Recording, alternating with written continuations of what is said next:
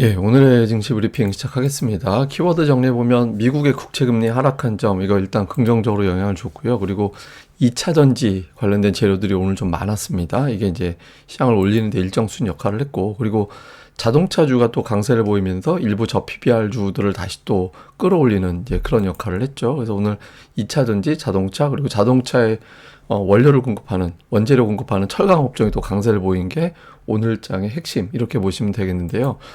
우선 첫 번째로 미국의 국채 금리가 올라가다가 좀 빠졌죠.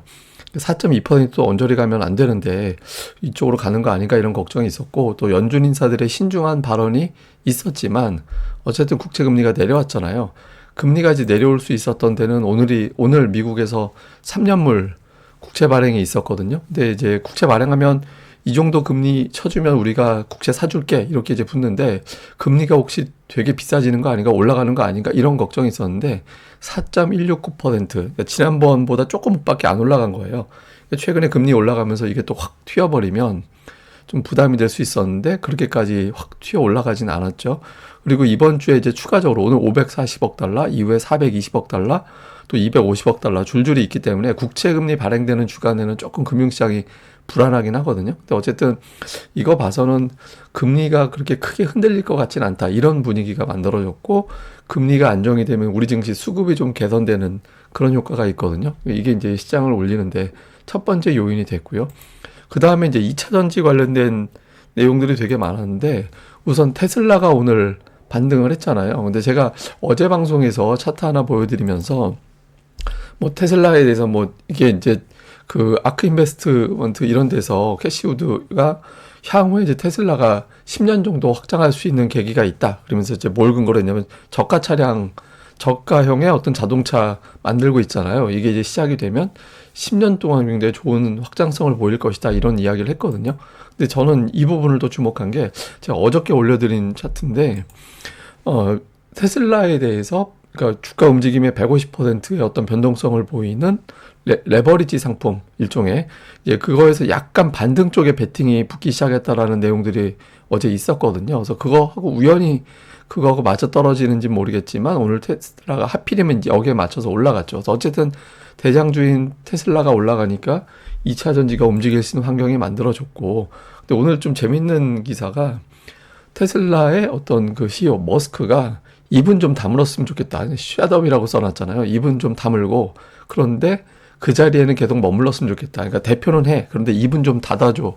그러니까 이런 어떤 요청이 있다라는, 그러니까 이런 어떤 이제 요청이 있다라는 거예요. 그래서 어쨌든 뭐 테슬라가 좀 반등을 했고, 그리고 이제 에코프로가 또 오늘 큰 폭으로 올라갔는데, 여기에서는 이제 에코프로가 5대1 액면 분할 추진한다.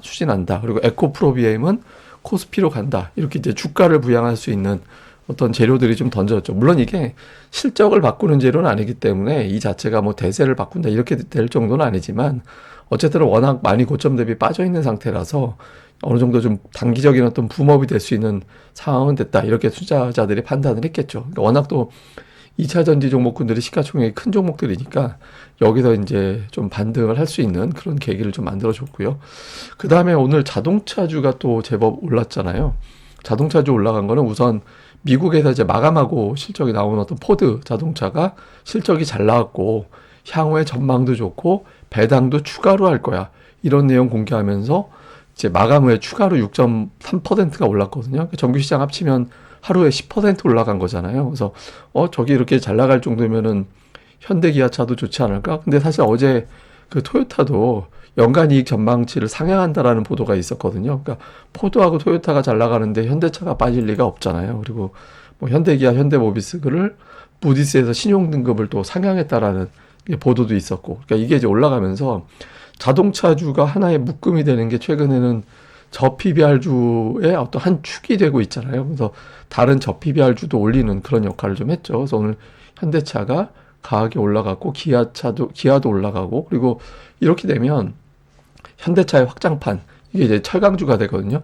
원재료 역시 공급하는 업체니까. 그래서 현대제철도 이제 급등을 하면서 자동차, 철강, 금융, 뭐 이런, 금융은 뭐 또 골고루 다 올라간 건 아니지만 어쨌든 이제 저PBR주들을 견인을 하는 그런 역할을 했습니다. 저PBR 플러스 2차 전지. 사실 냉정하게 보면 자동차 플러스 2차 전지인데 전기차네요. 합쳐놓으면. 하여튼 이런 종목군들이 오늘 강세를 보인 게 이제 시장이 올라가는데 결정적인 역할을 했습니다. 근데 코스닥은 여기서는 이제 안 좋아졌잖아요. 그러니까 PBR이 오늘 한 언론사 기사 보니까 PBR은 코스닥에서는 피바람이 돼버렸다. 이런 어떤 자주 섞인 어떤 내용들도 있던데 실제로 수급이 2차 전지로 쭉 빨려가고 그 다음에 PBR 관련된 종목군들로 넘어가고 제가 이제 PBR 종목들은 가치 투자 성향의 자금도 있고 약간 이제 단기적인 어떤 성향의 자금이 좀 합쳐진 거다.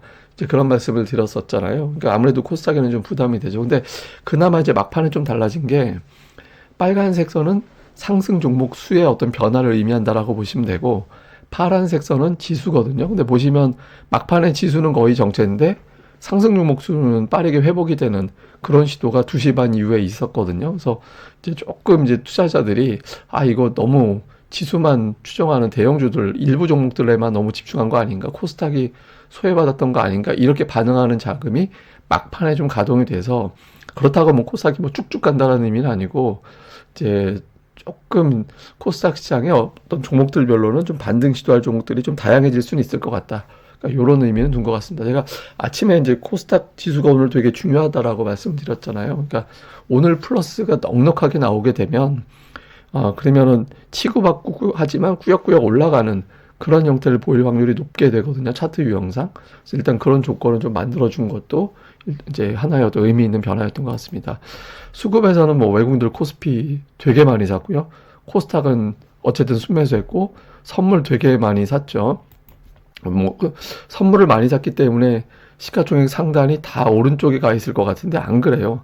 예, 셀트리온, LG화학, 네이버 이런 것들은 또 매도에 가 있고 순매수는 자동차, 현대차와 기아가 이제 오른쪽에 가서 포진해 있죠. 그리고 삼성전자 있고 저 아래 내려가면 이제 하이닉스도 있긴 있습니다. 그 다음에 이제 금융주가 이제 좀 들어가 있고 그래서 뭐 금융, 전차군단 뭐 이런 것들을 좀 담는 그런 느낌이 좀 있었고요.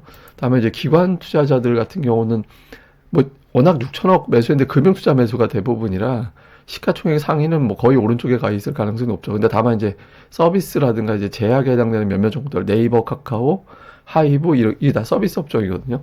그러니까 이런 류의 어떤 기업들은 조금 매도 쪽에 좀 치우쳐 있는 그런 모습을 보였고 금융주도 종목별로 좀 엇갈리게 매매하는 그런 모습을 보였습니다. 코스닥 쪽에서는 2차 전지를 매수를 했죠. 엔캐 많이 올라간 걸 팔고 에코프로를 매수하고 에코프로비엠을 매수하는 그런 모습을 보였고 그 외에는 뭐 이렇게 업종 느낌보다는 골라서 담는 그런 형태를 보였거든요. 오늘 CJENM이 좀 많이 올랐는데 이제 CJENM이 역시 또 매수로 가 있는 그런 특성을 좀 보였고요. 그 다음에 이제 기관 투자자들도 오늘 에코프로비엠 매수. 근데 이제 그 매수 매도가 좀 엇갈리는 게 반도체는 되게 엇갈렸어요. 예를 들어서 뭐 ISC는 오늘 양쪽에서 다 팔아서 주가가 많이 빠졌고 주성 엔지니어링 뭐 아니면 심텍, 테스나 이런 것들은 매도하면서 GST라든가 PSK 홀딩스라든가 STI라든가 또 이런 것들은 좀 매수해서 업종 내에서도 같은 종목군 내에서도 조금 구분을 해서 매수하는 그러니까 약간 이제 한미반도체까지 포함을 해서 보면 HBM 관련된 종목군들을 좀 이제 좀 담고 그 외 종목군들을 조금 매도하는 그런 어떤 특징이 좀 있었던 것도 오늘 모습 그러니까 오늘 뭐 기관의 움직임이었다 이렇게 봐야 될 것 같습니다. 자, 시장을 좀 요약해서 보면 매파적인 건 아닌 것 같은데 어쨌든 연준 인사들은 신중합니다. 근데 왜냐하면 매파적인 발언 나올 게 없잖아요. 자기들이 연내에 3번은 금리 인하한다라고 점도표에 찍어놓은 상태라서. 근데 이제 너무 시장에서 기대 인플레이션, 그러니까 금리가 내려갈 건가? 그러면은 너무 앞서서 금리 인하에 대한 기대치를 갖게 되면 또 그거 자체가 물가를 높이는 효과가 있게 되거든요. 그래서 연준 인사들은 발언을 좀 신중하게 하는데 이제 그것도 좀 익숙해졌거든요. 금리가 뭐 터무니없이 많이 빠질 리는 없지만 그렇다고 막 올라갈 일은 없는데 지금 위치가 별로 좋은 자리는 아닙니다. 10년 물기 기준으로 4% 아래로 내려가 줘야 코스닥이 더 힘을 얻게 되거든요. 그 흐름이 나와야 되고 또 하나는 빅테크가 계속 공존이 안 돼요. 그러니까 어제도 테슬라하고 엔비디아하고 어떻게 보면 우리나라 시소 타듯이 테슬라도 그렇게 돼버렸잖아요. 그러니까 이 두 개가. 근데 이게 이제 공존을 해줘야 이제 조금 더 시장에 자신감을 갖게 되는 그런 계기가 되거든요. 그래서 좀 그런 흐름이 나오게 되는지. 다음에 이제 오늘 코스닥 지수는 좀 의미 있는 반등이긴 합니다. 그러니까 급락을 했다가 큰 하락장 이후에 꼬리가 되게 길게 달리고 그 다음에 큰 상승 나오고, 그 다음날 눌리고, 그 다음에 또 좀 큰 상승이 좀 나와주면 추세적으로 며칠 전에 바닥을 친 거구나 라고 하면 추세적으로 밀고 올라가는 힘이 붙었다, 그렇게 판단을 하게 되거든요. 사실 오늘 지수는 되게 애매해요. 그렇게 보기도 그렇고 아니기도 하고 애매하긴 한데, 어쨌든 넉넉하게 보면 코스닥은 지난번으로 지수 자체는 좀 바닥을 쳤나 보다, 그렇게 이제 평가할 수 있는 의미 있는 반등은 좀 나왔죠. 이건 제가 나중에 차트 보면서 이후에 좀 설명을 드리도록 하겠습니다. 그리고 오늘 저 PBR 관련된 종목군들, 2차 전지 이런 것들이 움직이고, 이제 그동안에 강했던 이제 시소 관계에 있었던 종목들 중에서 제약바이오 일부 좀 빠지고, 그 다음에 이제 반도체 빠지고, 또 이제 시소 관계에 있는 종목군들이 좀 부진한 그런 모습이 나왔습니다.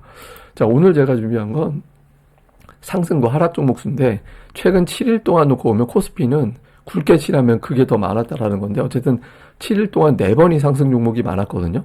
하락 종목이 많았던 거는 3번 정도.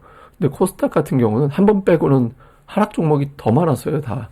이게 완전히 수급 블랙홀이 됐다라는 거예요. 그러니까 보통은 코스피하고 코스닥하고 같이 가는데, 코스피 상승 종목 많아진 게 PBR 이슈가 굉장히 강하게 작동을 하면서, 이게 금융주, 증권주, 철강주 이쪽으로 자금이 확 쏠려가서 그런 현상이 나타났다라고 봐야 되는데, 코스피 지수 자체가 아직 과열이 아니잖아요.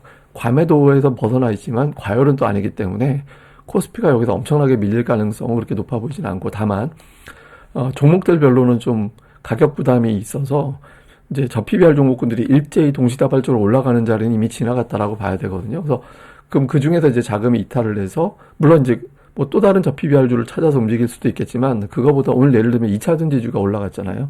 어제는 반도체가 올라갔고, 그런 식으로 코스닥에 있는 다른 업종을 찾아서 움직임이 나올 가능성이 있어 보이거든요. 그래서 이후에 이제 코스닥 쪽에서 굵직한 업종 중에서 또 움직임이 나올 수 있어서, 계속해서 코스닥에 있는 종목들도 그냥 코스닥은 피발 안 불었어 이렇게만 생각할 게 아니라, 업종별, 특히 이제 연기금과 투신권 매수 종목에서 좀 시세가 나오는 편입니다. 그래서 그쪽 종목 잘 찾아보시는 것도 중요할 것 같습니다. 그럼 또 오늘 하루 또 잘 보내시고요. 이 방송 구독하기 하고 좋아요까지 꼭 좀 부탁을 드리겠습니다. 감사합니다.